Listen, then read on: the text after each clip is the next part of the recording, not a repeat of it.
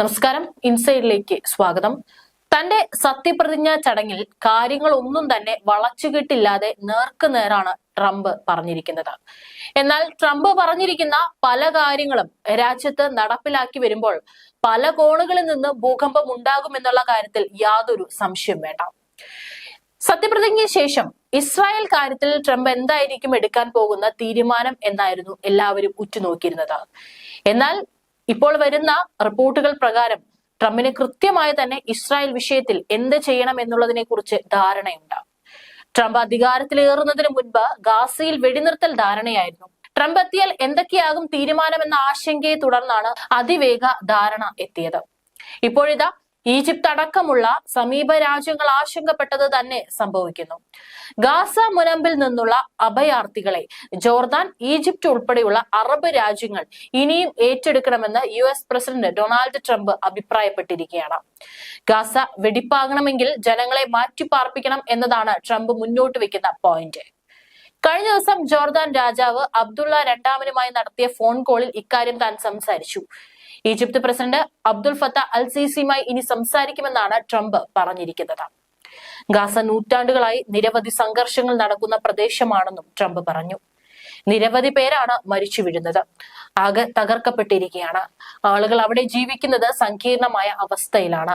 അവരെ മാറ്റിപ്പാർപ്പിക്കേണ്ടത് അനിവാര്യമായതിനാൽ അറബ് രാജ്യങ്ങളുമായി താൻ ചർച്ചകൾ നടത്തും.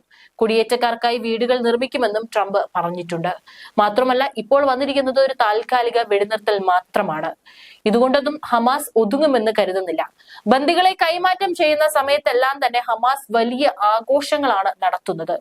വെടിനിർത്തൽ കരാർ പ്രാബല്യത്തിൽ വന്നതിന് ശേഷം ഗാസയിലടക്കം തോക്കുധാരികളായിട്ടുള്ള ഹമാസ് വലിയ രീതിയിൽ പ്രകടനം നടത്തിയിരുന്നു.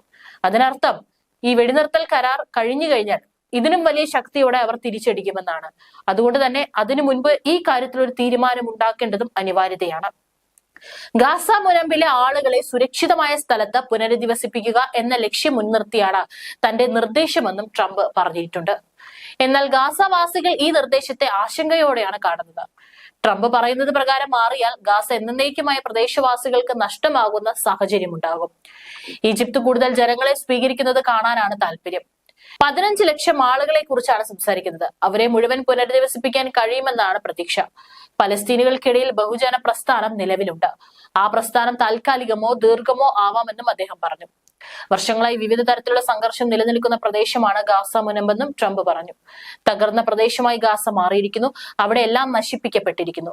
ജനങ്ങൾ അവിടെ മരിക്കുകയാണ്. അറബ് രാജ്യങ്ങൾ കൂടുതൽ അഭയാർത്ഥികളെ സ്വീകരിക്കാൻ തയ്യാറാകണമെന്നും അദ്ദേഹം ആവശ്യപ്പെട്ടു. അതേസമയം ട്രംപിന്റെ പ്ലാനിനെ ഹമാസ് എതിർത്തു. പലസ്തീനുകളെ ഗാസയിൽ നിന്നും ഈജിപ്തിലേക്കും ജോർദാനിലേക്കും നാടുകടത്താനുള്ള ട്രംപിന്റെ പദ്ധതിയെ എതിർക്കുമെന്നും മുതിർന്ന ഹമാസ് നേതാവ് FBയോട് പറഞ്ഞിട്ടുണ്ട്. നൂറ്റാണ്ടുകളായി കുടിയൊഴിപ്പിക്കലിനുള്ള എല്ലാ ശ്രമങ്ങളെ എതിർത്തവരാണ്. ഇത്തരം ശ്രമങ്ങളെയും എതിർത്ത് തോൽപ്പിക്കുമെന്ന് ഹമാസ് പൊളിറ്റിക്കൽ ബ്യൂറോ അംഗം ബസീം നെയിം പറഞ്ഞു. അതേസമയം ഇസ്രായേലിന് 2000 പൗണ്ട് ബോംബുകൾ നൽകാൻ ട്രംപ് അനുമതി നൽകിയിരിക്കുകയാണ്. മുൻ പ്രസിഡന്റ് ജോ ബൈഡൻ ഏർപ്പെടുത്തിയ നിയന്ത്രണമാണ് ട്രംപ് നീക്കിയിരിക്കുന്നത്. ഇസ്രായേൽ ഹമാസ് യുദ്ധത്തിനിടെ ജനങ്ങൾക്കുണ്ടാകും അപകടം കുറയ്ക്കുന്നതിനാണ് മേയിൽ ബൈഡൻ നിയന്ത്രണം ഏർപ്പെടുത്തിയത്. തെക്കൻ ഗാസയിലെ റാഫയിൽ ഇസ്രായേൽ പൂർണ്ണ രീതിയിലുള്ള സൈനിക ഓപ്പറേഷൻ നടത്തുന്നത് തടയാൻ ലക്ഷ്യമിട്ടായിരുന്നു നീക്കം. യുദ്ധം വെടിനിർത്തലിലേക്ക് നീങ്ങിയപ്പോഴാണ് ബോംബുകൾ നൽകുന്നത് എന്നതും ശ്രദ്ധേയമാണ്. വെടിനിർത്തൽ കരാർ പ്രാബല്യത്തിലായതിനു പിന്നാലെ ഇസ്രായേലും ഹമാസും തമ്മിൽ ബന്ദികളുടെയും തടവുകാരുടെയും കൈമാറ്റം പുരോഗമിക്കുകയാണ്. ശനിയാഴ്ച 4 ഇസ്രായേലി ബന്ദികളെയാണ് ഹമാസ് കൈമാറിയത്. പകരം 2000 ഹമാസ് തടവുകാരെ ഇസ്രായേലും കൈമാറി. ഇതുകൂടാതെ തങ്ങളുടെ രാജ്യത്തും ട്രംപ് പണി തുടങ്ങിയിരിക്കുകയാണ്. അനധികൃത കുടിയേറ്റക്കാരെ എല്ലാം ഒഴിവാക്കുകയാണ് ട്രംപ് ഇപ്പോൾ. കുടിയേറ്റക്കാരെ രാജ്യത്ത് നിന്ന് പുറത്താക്കിയ അമേരിക്കൻ ശൈലിക്കെതിരെ ഇപ്പോൾ വിവിധ രാജ്യങ്ങളിൽ നിന്ന് ശക്തമായ വിമർശനമാണ് ഉയരുന്നത്. പ്രസിഡന്റ് സ്ഥാനം ഏറ്റെടുക്കും മുമ്പ് തന്നെ ട്രംപ് രാജ്യത്തെ അനധികൃത കുടിയേറ്റക്കാരെ പുറത്താക്കുമെന്ന് പ്രഖ്യാപിച്ചിരുന്നു. ഇത്തരത്തിലുള്ള ഒരു നടപടിയാണ് എതിർപ്പിന് വഴിവെച്ചത്. സൈനിക വിമാനത്തിലാണ് കുടിയേറ്റക്കാരെ പുറത്താക്കുന്ന നടപടി അമേരിക്ക കൈക്കൊണ്ടത്. ഏതാണ്ട് 11 മില്യൺ അനധികൃത കുടിയേറ്റക്കാർ അമേരിക്കയിൽ ഉണ്ടെന്നാണ് കണക്ക്. പുറത്താക്കിയവരെ കൈകളിൽ വിലങ്ങണിയിച്ചും കണ്ണങ്കാലുകളെ തമ്മിൽ ബന്ധിപ്പിച്ചും ചങ്ങലയിട്ടുമാണ് വിമാനത്തിൽ കയറ്റിയതെന്നാണ് വിവരം. ഇത്തരത്തിൽ പുറത്താക്കിയവരുടെ ആദ്യ ബാച്ച് ബ്രസീലിൽ എത്തിച്ചേർന്നപ്പോഴാണ് വിവരം അറിഞ്ഞത്. വടക്കൻ ബ്രസീലിലെ മനാവുസ് നഗരത്തിൽ വന്നിറങ്ങിയ അമേരിക്കൻ സൈനിക വിമാനത്തിൽ ഇത്തരത്തിൽ 88 പേരുണ്ടായിരുന്നു. തങ്ങളുടെ പൗരന്മാരെ വിലങ്ങണിയിച്ചത് കണ്ട ബ്രസീൽ അധികൃതർ അമേരിക്കൻ ഉദ്യോഗസ്ഥരോട് ശക്തമായി പ്രതിഷേധിച്ചു. അടിയന്തരമായി വിലങ്ങ് നീക്കണം എന്ന് ആവശ്യപ്പെട്ടു. വിമാനത്തിൽ അവർ ഞങ്ങൾക്ക് വെള്ളം പോലും തന്നില്ല, ടോയ്ലറ്റിൽ പോകാൻ പോലും വിട്ടില്ല, ഇത്തരത്തിൽ തിരികെ എത്തിയവരിൽ ഒരാൾ പറഞ്ഞു. വിമാനത്തിൽ AC ഉണ്ടായിരുന്നില്ലെന്നും കടുത്ത ചൂടിൽ ചിലർ കുഴഞ്ഞു വീണെന്നും പരാതി ഉയർന്നു. സാങ്കേതിക കാരണങ്ങളാണ് AC പ്രവർത്തിക്കാത്തതിന് അധികൃതർ പറഞ്ഞത്. യാത്രക്കാരോടുള്ള ഈ തരം താഴ്ന്ന പെരുമാറ്റത്തിൽ അമേരിക്കൻ സർക്കാർ വിശദീകരണം നൽകണം. കുടിയേറ്റക്കാരുടെ മനുഷ്യാവകാശങ്ങളുടെ നഗ്നമായ ലംഘനത്തെ ബ്രസീൽ സർക്കാർ ചോദ്യം ചെയ്തു.